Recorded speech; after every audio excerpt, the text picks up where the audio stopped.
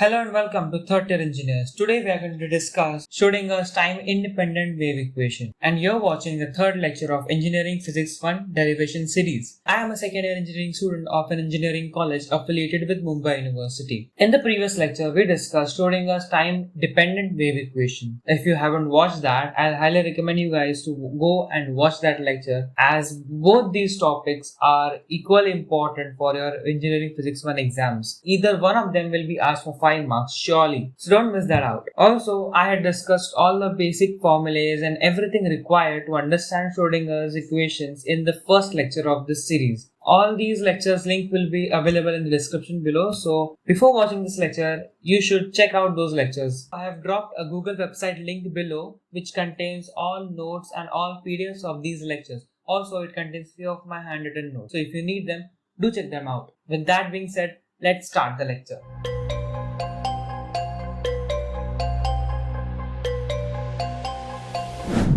Schrödinger's time independent wave equation. इसे शुरू करने के पहले ना एक काम करते हैं. Time dependent wave equation and time independent wave equation, इनमें फर्क क्या होने वाला है, इनके प्रोसेस के अंदर डिफरेंस क्या है, सिमिलैरिटीज क्या है, वो पहले हम लोग देख लेते हैं. And as you know, previous lecture में हम लोग ने टाइम डिपेंडेंट वेव इक्वेशन का डेरिवेशन किया था. Now we are going to derive time independent wave equation. नाम से ही पता चल रहा है कि जो प्रीवियस इक्वेशन था उसमें टाइम के ऊपर डिपेंडेंसी थी, यहाँ पर टाइम के ऊपर डिपेंडेंसी नहीं रहने वाली है. So that means time dependent wave equation में हमारे पास do psi by do T का एक टर्म था, and in time independent wave equation we will not be having any such term. Do psi by do T या do T आएगा ही नहीं यार. सो वो क्या है, कैसे करने वाले हैं, let us see. In any physics derivation, we should know the process, क्योंकि प्रोसेस जानना बहुत इंपॉर्टेंट होता है फिजिक्स के डेरिवेशंस में. बिकॉज अगर हमें हर एक प्रोसेस के पीछे का जो रीजनिंग है वो अगर हमें पता है, then we can easily derive any equation, any formula, any expression of physics. So let us start. Time dependent wave equation में हम लोग ने क्या किया था, पहला तो वेव फंक्शन की वैल्यू लिख दी थी, which is psi is equal to A E raise to I K X minus omega T. इसके बाद क्या किया था, हमने सब्स्टिट्यूट किया था k एंड ओमेगा की value, which is k is equal to p upon h cross, omega is equal to e upon h cross. इसको हम लोग ने यहाँ पे सब्स्टिट्यूट किया था. उसके बाद हमें क्या इक्वेशन मिला था, psi is equal to a e raise to i upon h cross px minus et. So this was our wave equation.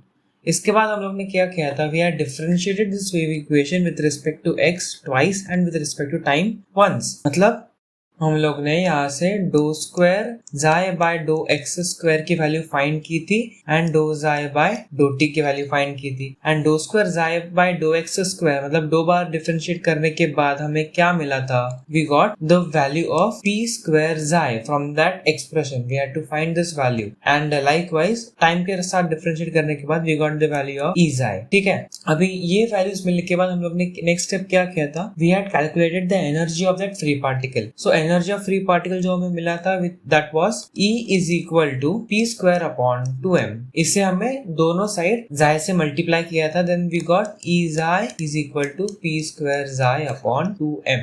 ठीक है, अभी यहाँ पे हमें E ज़ाई दिख रहा है एंड पी स्क्वायर ज़ाई दिख रहा है, तो इनकी जो वैल्यूज हमें ऊपर मिली थी पी स्क्वायर ज़ाई एंड E ज़ाई, वो हम सिंपली यहाँ पे सब्स्टिट्यूट कर देंगे. ठीक है, एंड इसके बाद उसको रीशफल करके सॉल्व करके थोड़ा आगे we will get the Schrodinger's time dependent wave equation. So अभी Schrodinger's time independent wave equation के लिए हमें क्या अलग करना है. देखो, time dependent wave equation and time independent wave equation दोनों के नाम से हमें पता चल रहा है कि यहाँ पे टाइम के ऊपर डिपेंडेंसी है, वहाँ पे टाइम के ऊपर कोई भी डिपेंडेंसी नहीं होने वाली है. So in simple words, time dependent wave equation में हमें डो टी का टर्म दिखेगा and time independent wave equation में हमें डो टी का टर्म दिखने नहीं वाला. सो जो हमें वेव इक्वेशन में देखना ही नहीं है उसे हम लोग करेंगे ही क्यों. ठीक है, सो लेट अस सी टाइम इंडिपेंडेंट वेव इक्वेशन के लिए हम लोग क्या करने वाले हैं. सो सेम प्रोसेस रहेगा.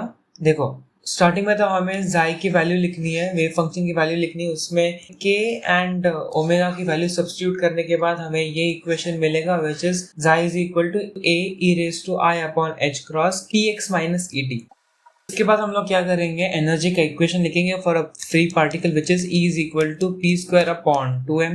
बट क्या हमें सिर्फ फ्री पार्टिकल के लिए इक्वेशन फाइंड करना है, नहीं, हमें बस एक साधारण पार्टिकल के लिए इक्वेशन फाइंड करना होगा, तो उस पार्टिकल के पास पोटेंशियल एनर्जी भी होने वाली है। तो total energy of a particle is kinetic energy plus potential energy. तो इस फ्री पार्टिकल की इक्वेशन में हमें पोटेंशियल एनर्जी का एक टर्म जोड़ना पड़ेगा विच इज यू, एंड इसके बाद हम लोग बोथ साइड जाई से मल्टीप्लाई कर देंगे and we will get E psi is equal to P square जाई upon 2m plus U into psi. इस इक्वेशन में हमें जो पी स्क्वायर जाई की वैल्यू दिख रही है वो यहाँ से हम लोग सब्स्टिट्यूट कर देंगे, then we will get the Schrodinger's time independent wave equation. एक छोटी सी रिक्वेस्ट है, ठीक है, नोटबुक पेन लेके बैठ जाओ एंड जो स्टेप्स मैं यहाँ पे करूंगा you try to do it on your own, क्योंकि it is simple partial differentiation है एंड जैसे मैंने प्रोसेस पहले समझाया था उसके अकॉर्डिंग हमें सब्स्टिट्यूशंस करने हैं and you will get the time independent wave equation. Schrödinger's time independent wave equation, अभी इसको हम लोग ड्राइव करने वाले हैं। सबसे पहले मैंने क्या बताया था ऊपर कि हमें वेव फंक्शन का इक्वेशन लिखना है which is xi is equal to a e raised to I kx minus omega t। इसमें हम लोग क्या करेंगे, k की वैल्यू और ओमेगा की वैल्यू पुट करेंगे, ठीक है। पुट करने के बाद हमें क्या मिलने वाला है, xi is equal to a e raised to I upon h cross px minus et मिला। इसके बाद क्या बोला था मैंने, विथ रिस्पेक्ट टू x हमें दो बार डिफरेंशिएट करना है वेव फंक्शन को। सो क्या मिलेगा, डो जाई बाय डो x इज इक्वल टू, अभी यहाँ पे x के अलावा जो भी चीजें हैं वो उसे हमें कांस्टेंट की तरह ट्रीट करना है। सो a कांस्टेंट हो जाएगा तो a बाहर आ जाएगा, अंदर क्या बचा, e रेज टू x का differentiation, e raise to x का डिफरेंशिएशन होता है e raise to x, so वो एज इट इज लिखना है e raise to I upon h cross px minus et into जो भी e के पावर में है उसका differentiation with respect to x। क्या हो जाएगा, I अपॉन h क्रॉस कॉमन है तो बाहर आ जाएगा, I अपॉन h क्रॉस, अंदर क्या बचा px का डिफरेंशिएशन क्या होगा, p कॉमन है, x का डिफरेंशिएशन 1 माइनस et का differentiation 0। So we will get डो I अपॉन डो x is equal to I upon h cross p into a e raised to I upon h cross px minus et। अभी मुझे बताओ ये जो term है वो क्या है, that is simply our wave function। तो क्या करना है यार, सिंपली सब्स्टिट्यूट मार दो, that will be I upon h cross px into xi। so dou xi upon dou x हमें मिल गया which is this, ठीक है। अभी इसको क्या करना है, अरे फिर से डिफरेंशिएट करना है विद रिस्पेक्ट टू x, तो क्या हो जाएगा, do square psi by dough x square is equal to, so इस येलो बॉक्स से हम लोग देख लेते हैं कि dough square psi by dough x square की वैल्यू क्या होने वाली है। सो यहाँ पे आई अपॉन एच क्रॉस कॉमन है तो वो बाहर आ जाएगा, पी भी कॉमन है तो वो भी बाहर आ जाएगा, into dough xi by dough x, ठीक है। अभी dough xi by dough x को हम लोग ने यहाँ पे फाइंड किया था तो उसको यहाँ पे सीधा सब्स्टिट्यूट कर दो, क्या मिल जाएगा, I upon H cross P I into I P upon H cross psi, that will be I square हो जाएगा, I square की वैल्यू क्या होती है -1, P into P square and H cross square, so minus P square upon H cross square into xi, therefore dou square xi by dou x square is equal to minus P square xi upon H cross square। But हमें find क्या करना है, यहाँ से हमें क्या find करना था, पी स्क्वायर जाई की वैल्यू फाइंड करनी थी, तो minus sign and h cross square को हम लोग शिफ्ट कर देंगे तो हमें मिल जाएगा p square xi is equal to minus H cross square dough square जाई अपॉन डो एक्स स्क्वायर, ठीक है। हमें पी स्क्वायर जाई की वैल्यू यहाँ से मिल गई। इसके बाद क्या करना था, टाइम के रिस्पेक्ट में डिफरेंशिएट करना था, कितने बार, एक बार नहीं, ये टाइम इंडिपेंडेंट वेव इक्वेशन है। सो इस इक्वेशन में हमें टाइम देखना ही नहीं है, तो टाइम देखना नहीं है तो टाइम के रिस्पेक्ट में डिफरेंशिएट भी मत करो। इसके बाद क्या करना है, सीधा एनर्जी का इक्वेशन लिख दो, क्या है वो, जिस E is equal to P square upon 2m। But क्या हम सिर्फ फ्री पार्टिकल के लिए इक्वेशन फाइंड करना चाहते हैं, नहीं। सो एक नॉर्मल पार्टिकल की एनर्जी क्या होती है, टोटल एनर्जी फिर particle is kinetic energy plus potential energy. So इसमें हमें पोटेंशियल एनर्जी का एक टर्म जोड़ना पड़ेगा विच इज u, एंड इसके बाद हमें वेव फंक्शन से बोथ द साइड मल्टीप्लाई करना है। So we will get e xi is equal to p square xi upon 2m plus u into xi।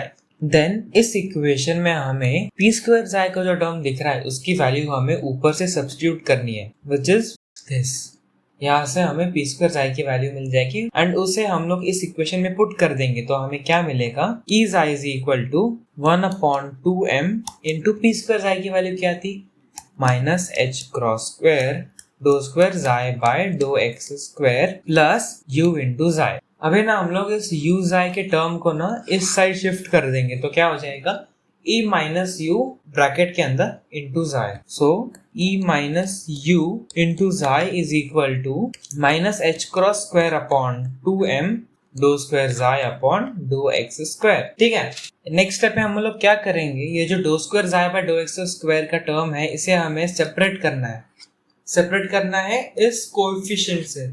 So simply क्या करेंगे, इस जो भी कोएफिशिएंट है इसे हम लोग लेफ्ट साइड पे भेज देंगे. So we will get therefore minus 2m upon h cross square into e minus you xi is equal to do square xi upon dough x square. So अभी हमें इस माइनस साइन से छुटकारा पाना है. सो क्या करेंगे, बोथ साइड माइनस से मल्टीप्लाई कर देंगे एंड इसके बाद ये टर्म को हम लोग यहाँ पे शिफ्ट कर देंगे. सो क्या मिलेगा, देयरफॉर माइनस से मल्टीप्लाई करने के बाद पॉजिटिव हो जाएगा 2m upon h cross square into e minus you xi is equal to minus डो square xi upon dough x square. And इसके बाद इसको हम लोग यहाँ पे सीधा शिफ्ट कर देंगे. सो क्या हो जाएगा, LHS को शिफ्ट करने के बाद do square xi upon dough x square plus 2m upon h cross square e minus you xi is equal to 0. इसी के साथ हमें Schrodinger's time independent wave equation मिल गया. ठीक है, आसान था ना समझना. एक बार फिर से प्रोसेस देख लेते हैं क्या करेंगे हम लोग. सो क्या करना था, हमें xi की वैल्यू लिखनी है यहाँ पे स्टार्टिंग में. इसमें हम लोग k एंड ओमेगा की वैल्यू सब्स्टिट्यूट कर देंगे, फिर हमें ये इक्वेशन मिल जाएगा. एंड फिर इस इक्वेशन को हमें विद रिस्पेक्ट टू x दो बार डिफरेंशिएट करना है, जहाँ से हमें p स्क्वायर xi की वैल्यू मिल जाएगी. एंड इसके बाद हमें एनर्जी ऑफ फ्री पार्टिकल का इक्वेशन लिखना है. ठीक है, उसमें हम लोग पोटेंशियल एनर्जी को जोड़ देंगे एंड इसके बाद बोथ साइड xi से मल्टीप्लाई कर देंगे इक्वेशन को, जहाँ से हमें p स्क्वायर xi की जो वैल्यू है उससे हमें ऊपर से सब्स्टिट्यूट करना पड़ेगा. एंड इसके बाद हम लोग ये टर्म्स को थोड़ा रीअरेंज करके अपने Schrödinger's time independent wave equation को जनरेट करेंगे. सो this was all about Schrödinger's time independent wave equation. I hope आप लोग को ये कंसेप्ट आसानी से समझ गया होगा. एंड इन स्टेप्स को यूज करके खुद से एक बार डिराइव करने की कोशिश करो. 2-3 बार कर लोगे तो time dependent and time independent दोनों आसानी से हो जाएगा. It is not a very big deal. And जिन लोगों ने फिर भी नोटबुक पेन उठाया नहीं, या फिर तुम लोग कहीं और लेक्चर देख रहे हो ट्रेन में, डिस्क्रिप्शन में लिंक है जहाँ से तुम लोग इस लेक्चर के नोट्स एक्सेस कर सकते हो. Also I have mentioned a link to the Google website which contains all PDF notes of all these lectures along with these lecture links, so you can access all these lectures from that Google website. And description के ऊपर एक लाल button भी दिख रहा है. बाकी आप लोग को पता है क्या करना है. अगर नहीं करना चाहते फिर भी इस वीडियो लेक्चर को अपने दोस्तों के साथ शेयर कर दो. शेयर करना बहुत इंपॉर्टेंट है. ठीक है, all the best for your exams. Bye.